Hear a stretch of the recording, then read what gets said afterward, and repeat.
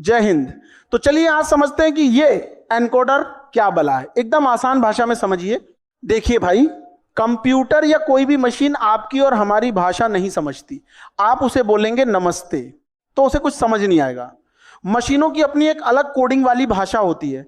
अब आपकी बात को मशीन की भाषा में बदलने के लिए बीच में एक दुभाषिया ट्रांसलेटर चाहिए ना, बस वही काम करता है एनकोडर। एक एनकोडर क्या है, सीधे शब्दों में कहे तो एनकोडर एक ऐसी डिवाइस या सर्किट है जो आपके नॉर्मल डेटा जैसे नंबर, अक्षर या सिग्नल को एक स्पेशल कोड, बाइनरी कोड 0 और 1 में बदल देता है। इसका काम है जानकारी को लपेटकर एक छोटे और गुप्त कोड में बदल देना ताकि मशीन उसे आसानी से प्रोसेस कर सके। ये काम कैसे करता है? मान लीजिए एक डिजिटल सिस्टम है, उसमें बहुत सारे इनपुट बटन हैं। जब आप कोई एक बटन दबाते हैं तो एनकोडर देखता है कि कौन सा बटन दबा है, फिर वो उस बटन के लिए फिक्स किया गया एक बाइनरी कोड जनरेट करता है।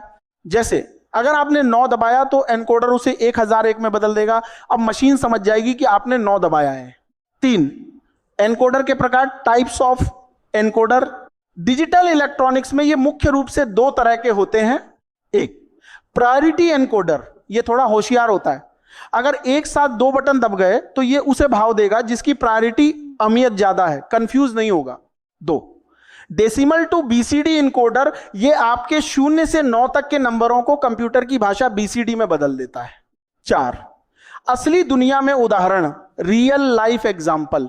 आप अपना मोबाइल का कीबोर्ड देखिए, आप दबाते हैं ए, लेकिन मोबाइल के प्रोसेसर के पास ए नहीं जाता। कीबोर्ड के अंदर लगा एनकोडर उस ए को एक इलेक्ट्रिक सिग्नल और कोड में बदल देता है।